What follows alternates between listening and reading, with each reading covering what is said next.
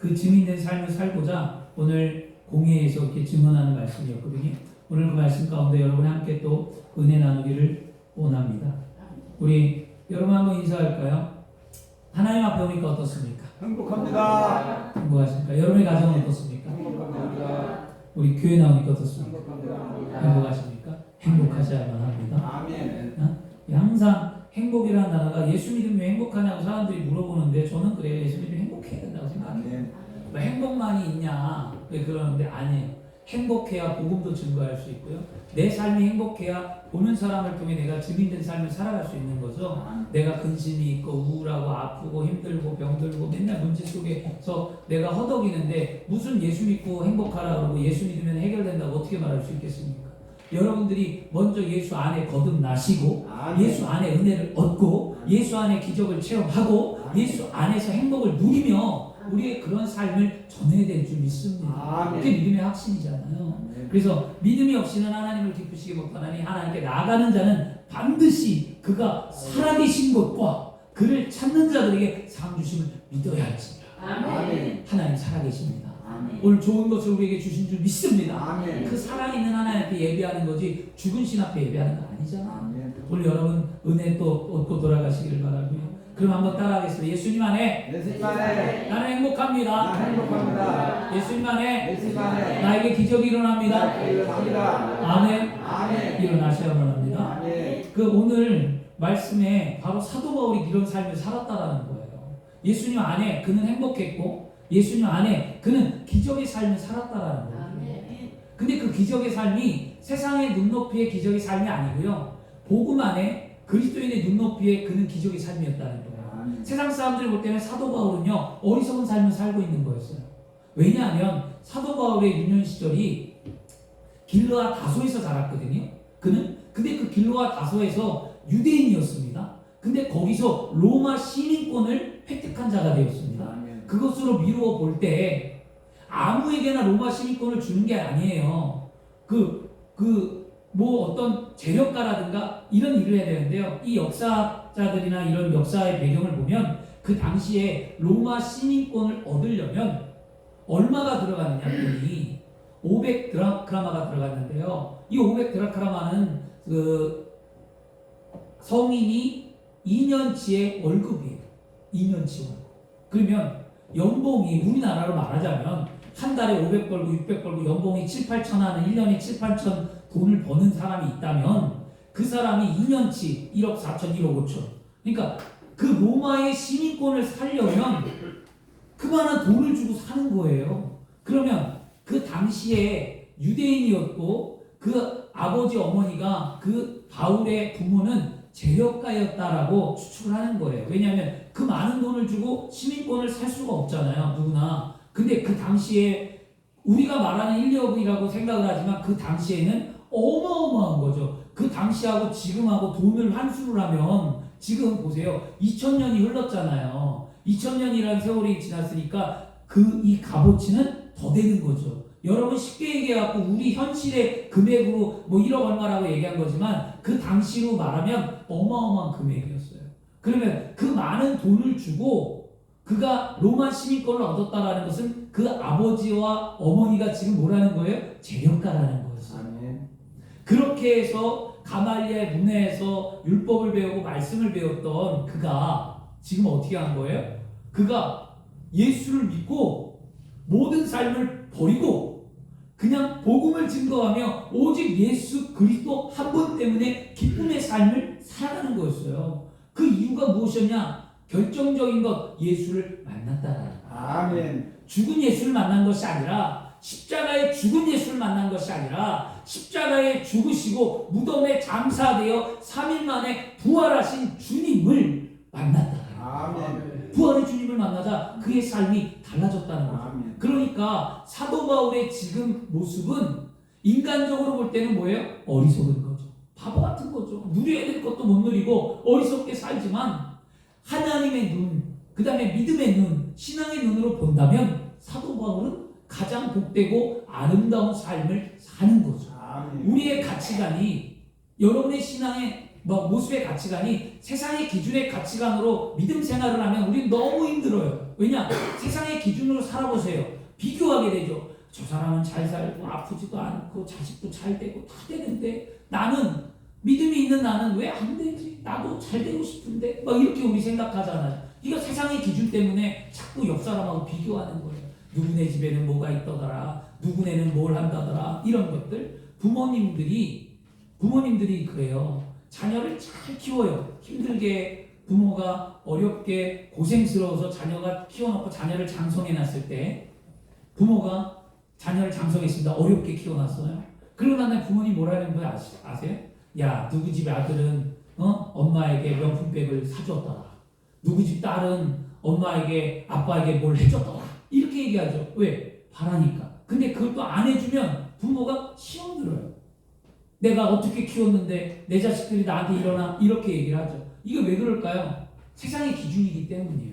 절대 여러분 세상의 기준으로 비교하지 마시고요. 믿음의 기준을 가지시길 바랍니다. 아멘. 하나님이 주는 기준은 우리에게 가장 복된 기준이에요. 남들이 알지 못하는 것뿐이죠. 우리는 알잖아요. 살아계신 하나님이 어떤 역사하시고 나를 어떻게 이끄시는지. 비록 지금 고난이라 하더라도 그 고난이 결국 나에게 축복이요 하나님의 은혜라는 것을 우리는 알아야 될 줄 믿습니다. 아멘. 사도 바울이 그걸 알기에 그는 복음을 향하여 기쁨으로 살면서 오늘 말씀에 나는 이 모든 일의 증인이라는 거예요. 아멘. 신앙은 그래서 사도 바울이 왜 갑자기 바뀌었을까? 사도 바울은 말씀도 알고 하나님도 아니까 갑자기 변화되었습니다. 무엇 때문일까요? 주님을 만났기 때문이죠. 신앙은 체험이에요. 우리 왜 남편이 신앙이 안 자랄까요? 왜 자녀의 신앙이 안 자라는 것처럼 느낄까요? 왜 아내는 나보다 신앙이 안 자라는 것처럼 느낄까요? 뭐 때문일까요? 신앙을 체험하지 않았기 때문이에요. 하나님을 만남이 없기 때문이에요. 여러분, 그러면 우리 무엇을 기도해야만 합니까? 이제 하나님을 만날 수 있도록 좀 도와달라고 기도해야만 합니다. 아무리 내가 바르게 살길 원하고 자녀가 잘 되고 남편이 잘 되고 아내가 잘 되고 우리 가족들이 잘 살길 원한다고 기도한들 그게 믿음 안에 되겠냐고요. 그게 중요한 게 아니고요. 주님 만나 주옵소서. 만나면 해결되는 거예요, 여러분. 왜 그런 기도를 안 드리는지 우리는 좀 답답함이 있습니다. 여러분, 오늘부터 만나달라고 기도하십시오. 은혜를 체험하면 신앙은 바뀌어요. 사도 바울이 한 번에 바뀌었어요. 하나님과 여러분, 저와 함께 다음 세대 사역을 함께하는 한 목사님 교회의 한 청년 자매의 간증이에요. 한번 들어보세요. 지은 언니가 양육할 때 요즘 가장 행복한 시간이 언제냐고 물으셨다. 나는 학교 끝나고 집에 가면 엄마랑 저녁을 먹는 그 시간이 참 감사하고 행복하다고 말했다. 엄마가 저녁을 먹으며 나의 조교 생활과 교회 생활과 엄마의 생활 등 일상 얘기를 나누는 것은 정말 중학생 때 이후로 몇 년 만이기 때문이다. 옛날에는 그 시간이 나에게 너무나 힘든 시간이었다. 조현병을 앓고 있는 엄마의 이상한 말들과 행동 등을 보고 듣는 시간이었기 때문이다. 밥을 남기던가 나의 지극히 평범한 행동이라도 하나 꼬투리가 잡히면 엄마의 증상들이 더욱더 심해지기 때문이다. 그 시간 그때 날들이 나는 감옥에 갇혀 사는 것과 다름없었던 것 같다. 범죄자가 교도관과 24시간 함께 생활하는 느낌이었다. 더 괴로운 것은 엄마의 증상은 내가 절대로 바꿀 수 없다는 것이었다. 내가 어떠한 말을 해도 듣지 않았고 또 잠자코 무시할 수도 없었다. 그걸 보는 내내 나는 죄책감과 가만히 있을 수밖에 없는 무기력함과 이 고통이 언제 끝날까에 대한 두려움과 괴로움이 나에게 넘쳤다. 학교 가는 지하철에서 엄마가 심한 증세를 보일 때, 남들이 엄마를 욕할 때 언제 어디서나 문득 죽고 싶다는 생각을 여러 번 했다. 나 혼자가 아닌 엄마와 함께 죽고 싶었다. 내 고통뿐만 아니라 엄마의 고통도 없애주고 싶었다. 나 혼자 죽으면 엄마의 고통은 이루 말할 수 없을 테니까 그럼 아마 나는 지옥에 가겠지만 엄마는 타살이니 천국에 갈 가능성도 있지 않을까 하는 이상한 생각도 했었다. 주님이 나를 버리셨고 이것을 해결해 주시지 않는다고 생각했기 때문이다. 또한 내가 올바르게 서지도 않았으면서 복을 바라고 해결을 바랐기 때문이다. 이제는 엄마와 나를 구원하기 위해 허락하신 고난이라는 것을 나는 뼈저리게 깨닫는 중이다. 그래서 더더욱 나와 엄마를 구원하시려는 간절한 주님의 마음과 사랑이 정말 많이 느껴진다. 상황이 나아진 과정 속에 모든 것은 다 주님의 일하심이다. 주님이 없었으면 엄마와 나는 아직 감옥에 갇혀 살았을 것이다. 그러기에 주님의 마음에 보답하기 위해 엄마와 주변 사람들의 구원을 바라보며 내가 올바르게 믿음 안에 서 있어야 할 것 같다. 나는 주님께서 주신 그러한 고난이 있었기에 지금이 너무나 감사하다. 아직 엄마의 문제들은 많다. 하지만 이러한 고난을 내 십자가로 여기고 주님께서 주시는 사랑이라고 느낀다면 고난도 고난이라고 여겨지지 않을 것이다. 한 자매예요. 그 목사님 교회에는 이런 조현병이나 이런 앓는 사람, 이런 정신병, 이런 부모들, 자녀들이 많이 찾아오는 것 같아요. 그래, 우리는 지금 좀 행복한 거예요, 여러분. 삶을 보세요. 나만 겪는 고난이라고 생각하고 나만 아프고 내 인생이 힘들다라고 말할 수 있지만 우리 주변에는요, 여러분 더 힘들고 어려운 사람들이 삶을 살고 있습니다. 근데 그들이 믿음으로 살고 있어요. 그러면 나는 감사하셔야 되지 않을까요? 나의 주어진 문제, 남편의 문제, 자녀의 문제, 삶의 문제, 물질의 문제, 건강의 문제를 바라보며 여러분 힘들어하기보다는 그래, 나보다도 더 힘든 사람들도 믿음 안에서 살아가는데 내가 이것 좀 못 이겨내랴 하며 일어나셔야 됩니다. 주저앉으면 안 됩니다. 지금 이 간증이, 이 자매는 왜 이런 고백을 하는 걸까요? 어떻게 이런 고백을 할 수 있을까? 누구보다도 힘든 고난의 길을 걷고 있어요. 사실 이거 힘들어요. 조현병 부모님 케어하는 거 쉽지 않아요. 그리고 그 장애를 안고 있거나 집안에 누가 문제가 있을 때 진짜 정신적인 문제는 감당하기가 어려워요. 이런데 이거 어떻게 하겠냐고요. 그런데 그렇게 고백할 수 있는 건 뭘까요? 이 자매가 주님을 만났기 때문입니다. 아멘. 살아계신 하나님을 만났기 때문이잖아요. 아멘. 어떻게 하면 이런 고백을 할까? 인격적으로 주님을 만난 그의 삶의 고백이었다는 거죠. 여러분, 만나면 해결됩니다. 따라하겠습니다. 만나면 해결됩니다. 해결됩니다. 아멘. 아멘. 그 만남이 주님이셔야 되는 거예요. 아멘. 세상과의 만남이 아니요, 남자와 여자의 만남이 아니요, 물질의 만남이 아니라 살아계신 하나님을 만나고 믿음 있는 삶을 만나야 우리의 삶이 해결되는 거죠. 아멘. 기독교는 어떤 종교라고 말하죠? 우리는 체험의 종교라고 말해요. 기독교는요, 여러분. 기독교 신앙이 관념적이고 이론적이라면 우리는 생동하는 신앙을 가질 수가 없어요. 생동하는 신앙, 살아있는 신앙, 이게 우리거든요. 우리의 신앙은 체험을 통해, 믿음은 체험을 통해 성장합니다.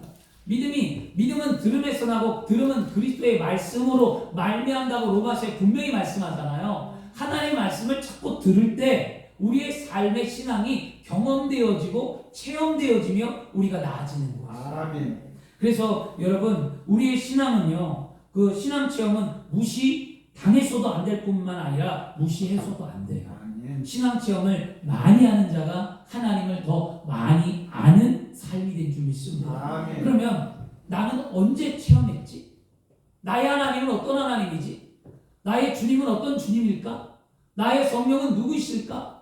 내 길과 내 삶 속에 하나님은 언제 나를 역사해서 내 마음에 기쁨과 은혜를 줘서 이것이 내 간증이고 이것이 예수의 행복이고 이것이 예수의 삶에 충만할까 생각해 보셔야만 합니다. 아멘. 평생의 삶에 그런 경험이 없다면 우리는 잘못된 신앙을 걸어가고 있는 거고요. 여러분의 매일의 삶 가운데 그런 은혜의 삶의 체험이 없다면 여러분 신앙이 지금 병들었다는 거예요. 중요한 거거든요. 매일매일 삶에 하나님의 은혜를 깨닫는 삶을 살아야만 합니다. 무엇이 감사하고 무엇이 하나님이 주신 삶의 모습인지를 아는 그리스도인이 되어야 될 줄 믿습니다. 아멘. 성경에 보면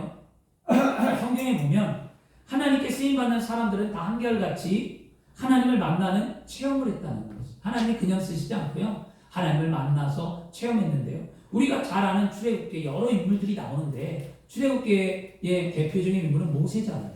모세가 3장에 하나님을 만나는 광경이 기록되어져 있는데요. 호렙산에서 떨기나무가 불꽃에 타고 있었는데 그 타지 않는 그 떨기나무 그것을 바라보며 주님을 만납니다. 모세가 장인 이드로의 미디안에 가서 장인 이드로의 양들을 치고 매일같이 호렙산 광야 서편에 올라가서 양을 치고 있는데 갑자기 서편에 떨기나무가 타는 것을 보았습니다. 이 떨기나무가 뭐냐면요, 쓸모없는 나무예요. 참 놀랍죠?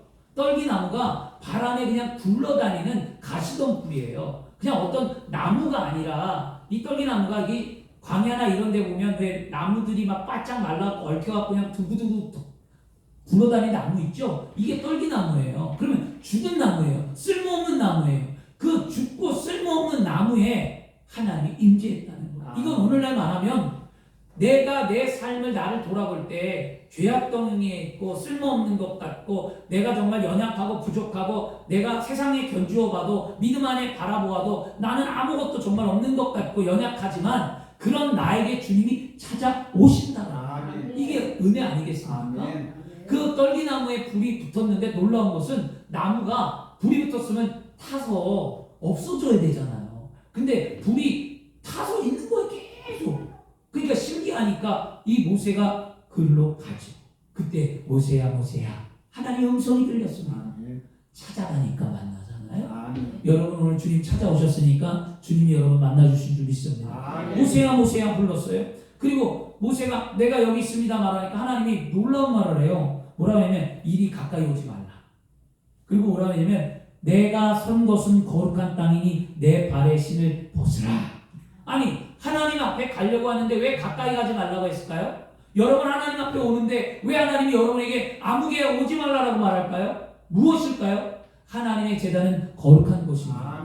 내 신을 벗으라는 것은 무엇이냐면 우리의 삶에 더러운 것을 벗어버려야만 합니다. 더러운 것을 벗는다는 것은 바로 회개를 의미하는 거예요. 회개하지 아니하면 하나님 앞에 올 수가 없는 거예요. 회개하라는 것은 내 죄를 고백하는 거예요. 내 잘못된 삶을 고백하는 거예요. 미움과 다툼과 시기와 분쟁과 죄악과 하나님과 멀어진 마음과 불의함과 타락과 내가 세상의 모든 속해 있는 삶 가운데 죄악으로 저질렀던 것을 오늘 이 시간 주님 앞에 용서해 주옵소서. 내가 이것을 내려놓는다고 할 때 주님을 만나는 거죠. 아멘. 그래서 주님은 하나님은 오지 말라고 말할 거예요. 그리고 신을 벗으라고 말하죠. 모세는 이렇게 하나님을 만난 모세는요, 이로부터 계속 늘 하나님과 대면합니다. 그리고 모세가 하나님을 대면할 때 우리 금요 예배 때도 들었지만 하나님은 모세와 대면할 때 꼭 친구와 말하듯이 그를 대면했더라 이렇게 말하거든요. 하나님과 늘 가까운 은혜를 얻었던 그는 늘 신앙을 체험을 하고 그가 하나님 앞에 바로 서 있는 삶이 되자 그는 하나님의 사명을 감당하고 하나님의 위대한 지도자 일꾼이 되었다라는 거죠. 여러분 만남이었잖아요. 그리고 여호수아를 보면요, 여호수아 5장에 가면 이제 모세의 시대가 끝나고 제2의 사람이 여호수아잖아요. 여호수아라는 인물이 있는데 5장에 가면 여호수아가 가장 처음에 만났던 장벽이 뭐냐면 여리고였단 말이죠. 하나님 앞에 요단을 건너 만난 큰 성이 여리고였는데요. 이 여리고에 이르렀을 때 신앙을 체험합니다. 무엇이냐면 군대 장관이라는 사람을 만나요. 하나님을 만났다는 거예요. 군대 장관이요. 여호수아가 이스라엘 백성들 인도해 가나안 땅에 들어가고 할 때 그들 앞에 아주 큰 장애물, 상상할 수 없는 장애물, 해결할 수 없는 것 만나요. 얼마나 힘들겠냐고. 우리 인생 가운데 진짜 내 힘으로 안 되는 거 있어요. 내 힘으로 안 돼요. 너무너무 힘들어요. 자녀의 문제도 내 힘으로 안 되고요. 물질의 문제도 내 힘으로 안 되고요. 내가 병을 고치려고 해도 내 힘으로 안 되고 내 힘이 부족하고 내가 너무 힘에 부쳐서 진짜 견딜 수 없을 때 그때 주님 만나야만 합니다. 여러분 그게 인생의 해결 받는 거였어요. 이 여리고가 보통 성이 아니에요. 여러분 상상할 수 없는 성이에요. 그 여리고 둘레 설교할 때 다 들으셨잖아요. 이 성벽이 3m의 폭을 갖고 있고 이 외곽은 산 등성에 있어서 그는 철의 요새였습니다. 무너지지 않아요. 근데 그것이 전쟁하지도 않고 하나님의 능력으로 무너졌잖아요. 아멘. 그 이유가 무엇입니까? 바로 여호수아가 바로 하나님을 만나고 믿음의 삶으로 행위를 드렸기 때문이죠. 아멘. 여러분의 삶에 해결되지 않는 모든 문제들은 여러분이 하나님을 만나고 믿음의 삶으로 살아간다면 우리는 해결받습니다. 아멘. 이게 우리 믿음 아니겠습니까? 아멘. 그래서 그가 군대 장관을 만나는데 이렇게 말해요. 여호수아가 칼을 빼들고 있는 군대 장관을 만나니까 물어봐요. 당신은 우리를 위함입니까? 아니면 적군을 위함입니까? 라고 물었어요. 그러니까 그렇게 말합니다. 아니라 나는 야훼의 군대 장관으로 이제 왔느니라. 내가 선 곳은 거룩하니 내 발의 신을 벗으라. 똑같은 말을 하잖아요. 내가 선 곳은 거룩하니 내 발의 신을 벗으라. 뭐예요? 여호수아가 두려워했던 것, 여호수아가 걱정했던 것, 여호수아가 하나님을 신뢰하지 못했던 것, 이 모든 것을 다 내려놓으라는 거잖아요. 여러분 하나님 신뢰하지 못했던 것, 여러분이 두려워했던 것, 여러분의 인생의 삶에 만났던 모든 것 가운데 여러분 다 돌이켜야 됩니다. 그것을 돌이키고 믿음을 삶에 살았던 여호수아가 승리를 거두어요. 이게 여호수아의 이야기거든요. 이와 같이 여호수아도 하나님의 임재를 체험했고 그 체험을 통해 담력을 얻고 그는 하나님의 능력을 얻어 이스라엘 백성들을 가나안으로 이끌었다는 거죠. 아멘. 그죠? 우리가 잘 아는 엘리야가 있습니다. 엘리야, 열왕기상 18장에 나오는 엘리야 갈멜산의 기도에 대해서 여러분 잘 아시잖아요. 이 갈멜산의 기도원에서도 엘리야가 갈멜산에서 불에 응답하시는 하나님을 그는 체험하잖아요. 아멘. 그 엘리야의 체험이 모든 사람들에게 증거가 되었습니다. 믿지 않는 사람들까지. 그러면 오늘날 하나님의 능력을 체험하는 여러분 한 사람을 통해 세상에 믿지 않는 모든 사람들이 다 하나님을 알기를 원합니다. 내 남편이 하나님을 알기를 원하고, 내 아내가 하나님을 알기를 원하고, 내 자녀가 하나님을 알기를 원하고, 내 부모가 나를 통하여 하나님을 알기를 원합니다. 그러려면 내가 뭐 해야 합니까? 신앙을 체험해야 합니다. 아멘. 그렇죠? 이건 그거였습니다. 바알과 엘리야가 누가 참신인가를 대결합니다. 3년 6개월 동안 비가 오지 않았어요.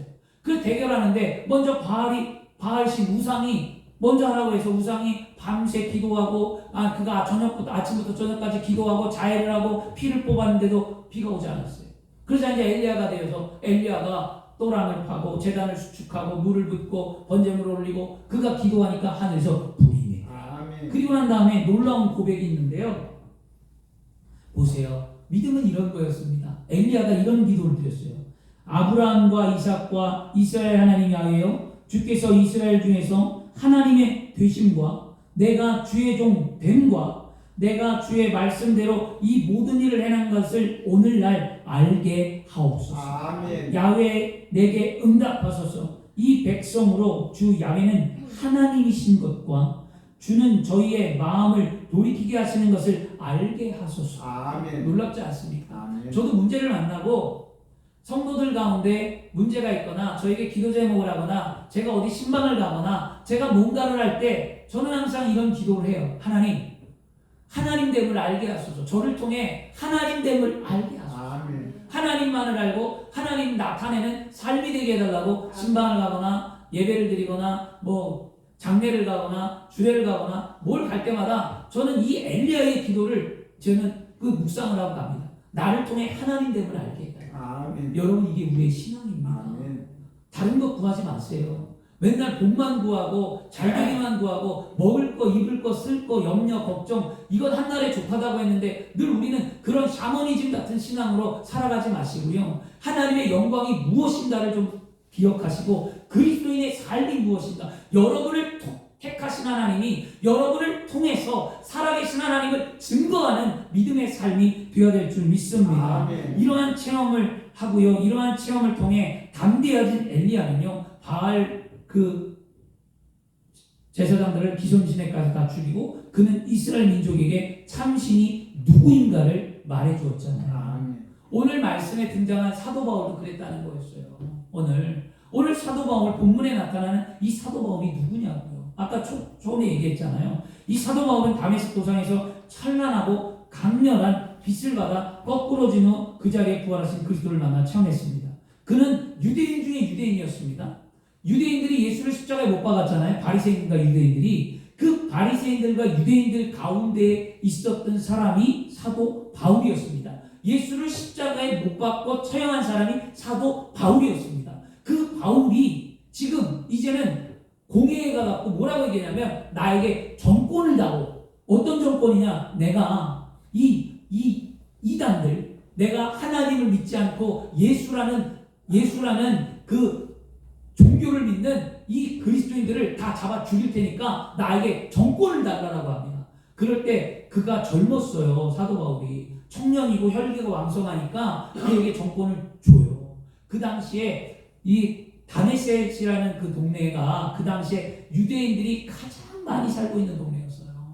가장 많이 살고 있는 동네. 이 사도 바울이 잡고 잡으러 다니다가 이렇게 힘들게 돌아다닐 바에 가장 많이 유대인들이 모여있는 데 가서 한 번에 잡아오자라는 그의 진짜 사악하고 악독하고 나쁜 마음이었잖아요. 그 정말 그런 마음을 갖고 정권을 갖고 그가 가요. 가다가 다메섹 도상에 다 이르렀을 때 그에게 놀라운 일이 일어납니다.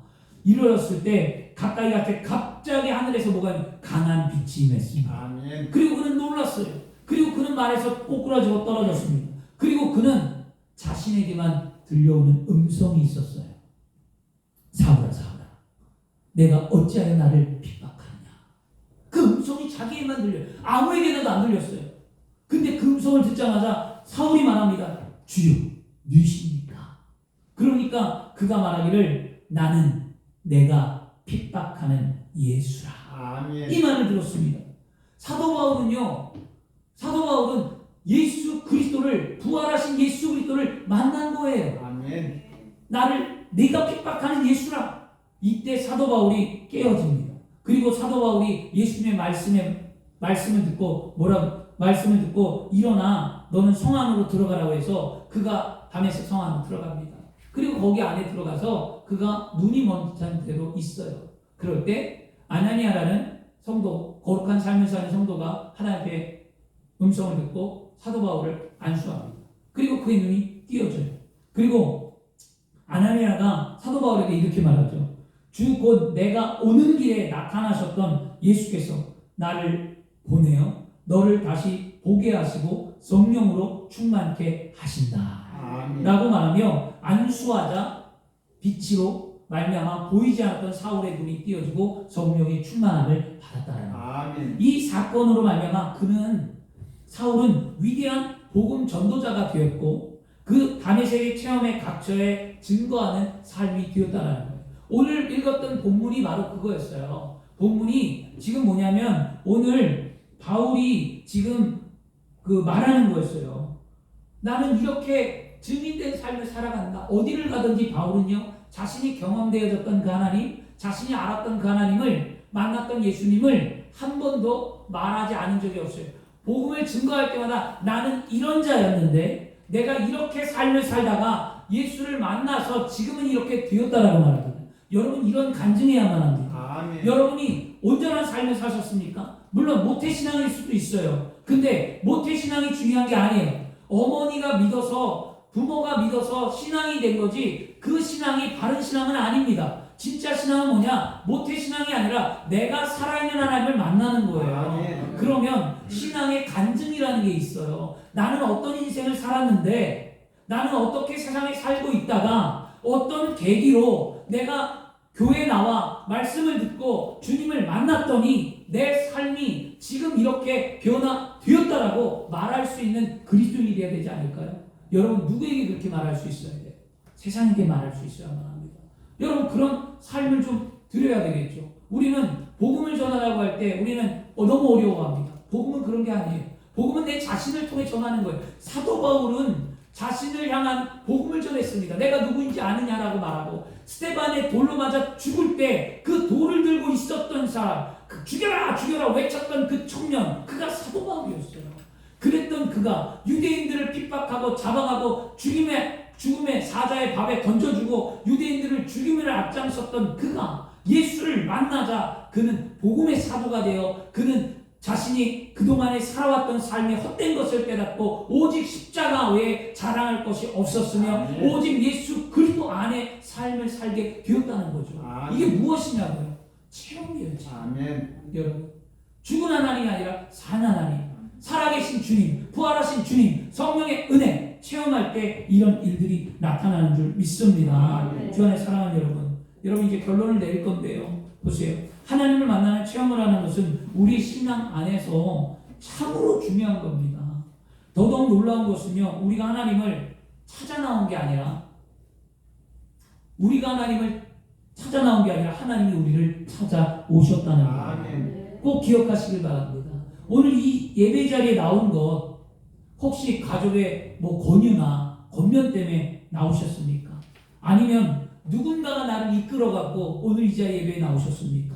아니면 아니 목사님 나는 뭐 누가 권면한 것도 없고 그냥 내가 내 의지로 나왔는데요 라고 말하고 계십니까?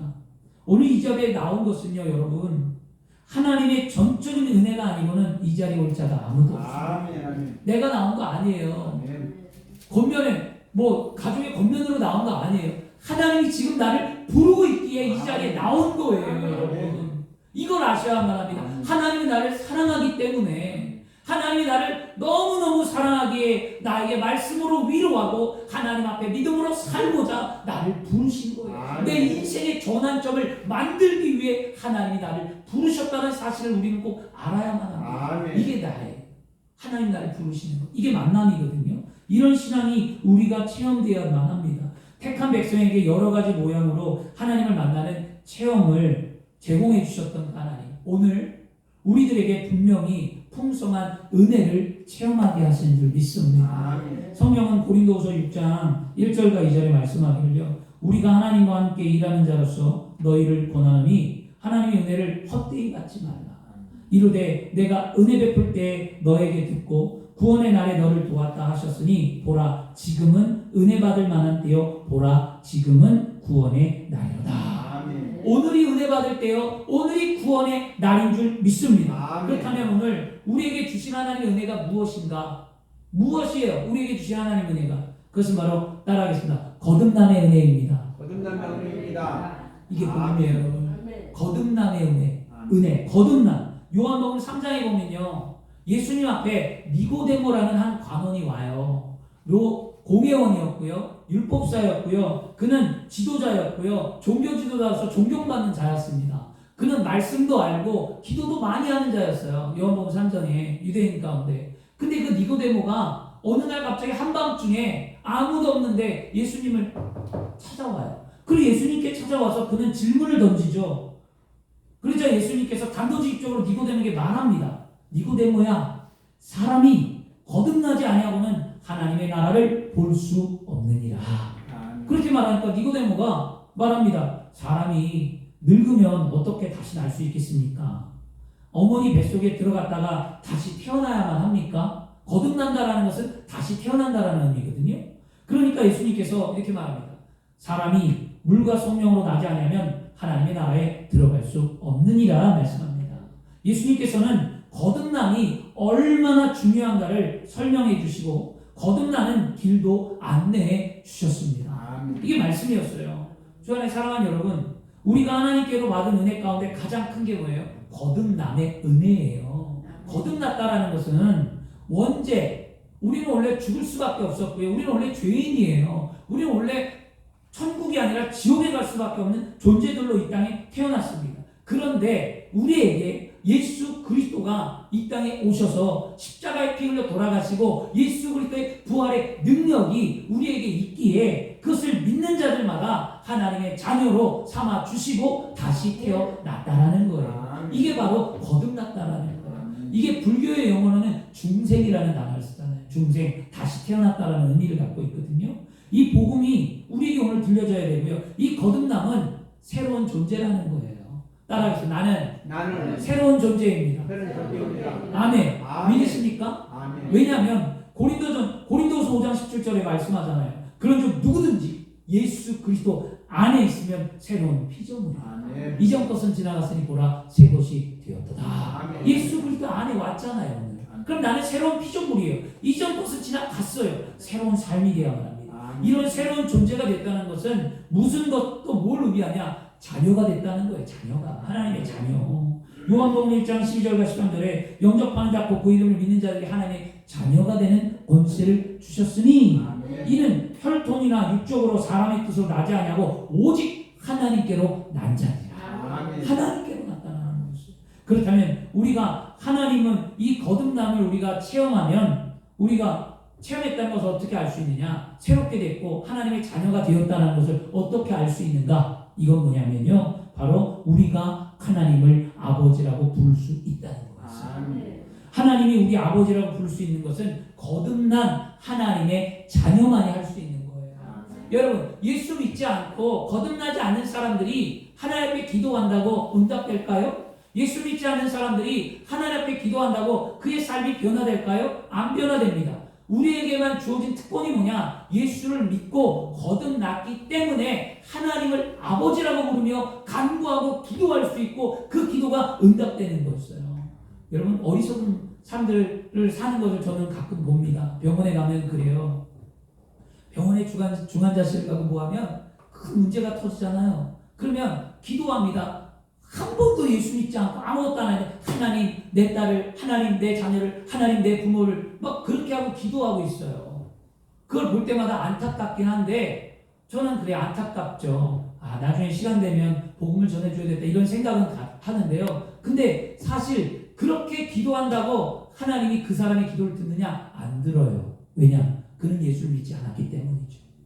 이게 중요한 거예요. 예수 믿지 않는 사람들의 기도는 하나님이 절대로 듣지 않습니다.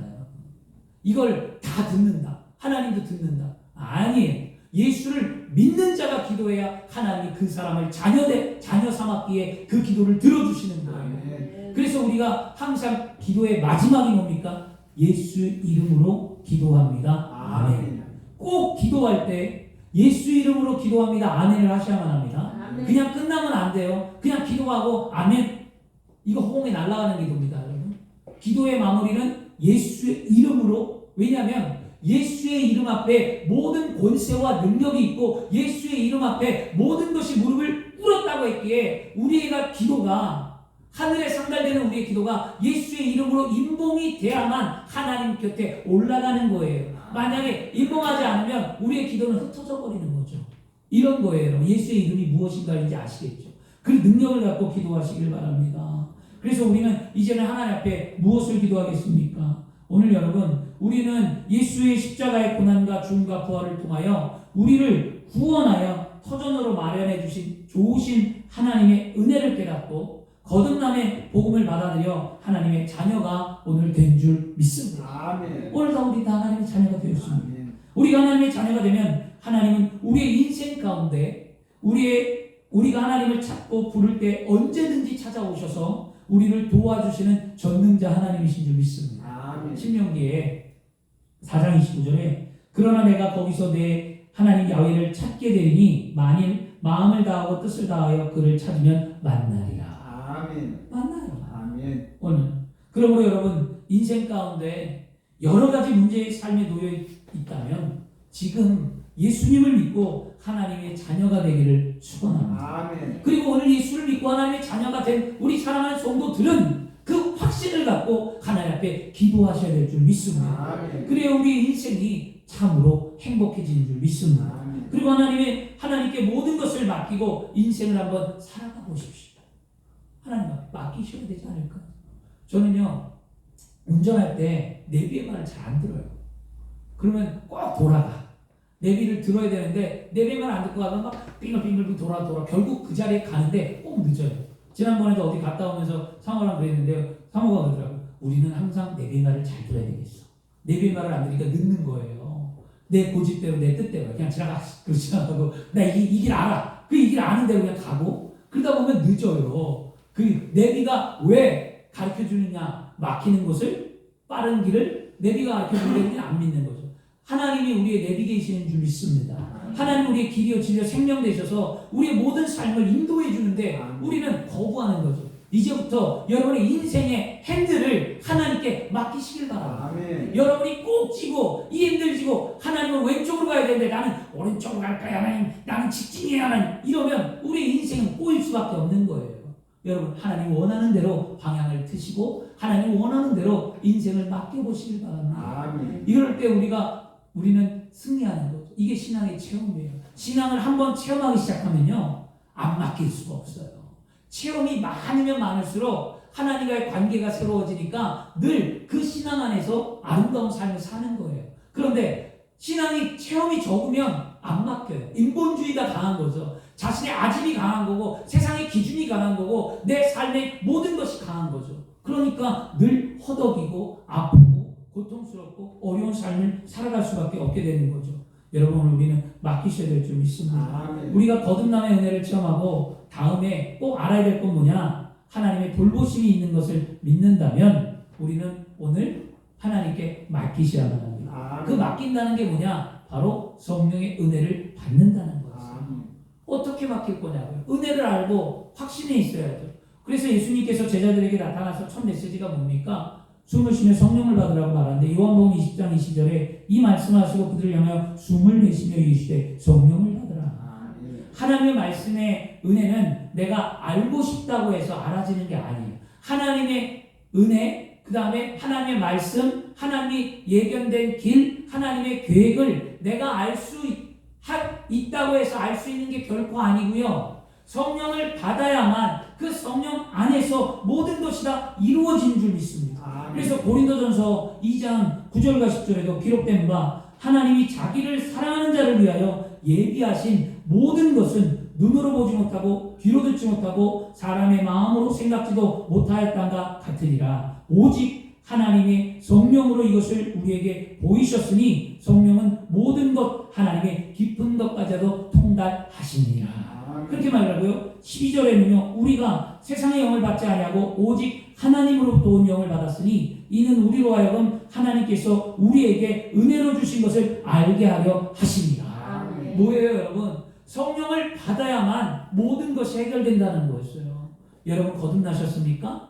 여러분 하나님의 은혜를 알고 기도하고 간구하고 계십니까? 그렇다면 성령의 충만함을 받으셔서 하나님의 신앙 체험을 통해 하나님이 나를 향한 계획된 그 길을 여러분 순조롭게 걸어가시기를 축원합니다. 여러분들이 힘쓰고 모여서 하나님께 예배드리고 말씀 들을 때 하나님께서 여러분에게 성령의 은혜를 주시며 세상에 깨닫지 못하던 신비롭고 놀라운 진리를 깨닫게 되며 말씀으로 여러분에게 꿀같이 달게 하며 은혜를 허락해 주신 줄 믿습니다.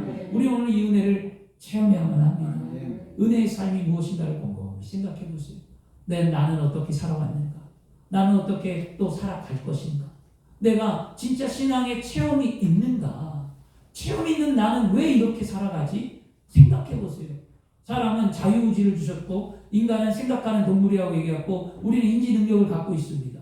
그런데 왜 우리는 스스로 신앙에 점검하지 아니하며 신앙을 생각해 보지 않습니까? 오늘 깊은 여러분의 고뇌 속에 하나님 주신 음성이 들려지고 내가 묵상할 때 하나님이 나에게 말씀해 주신 줄 믿습니다. 기도하겠습니다. 좋으신 아버지 하나님 감사합니다. 우리의 신앙을 오늘도 체험하게 하시고 살아나게 하심을 감사합니다. 우리 사랑하는 성도들이 하나님을 더 깊이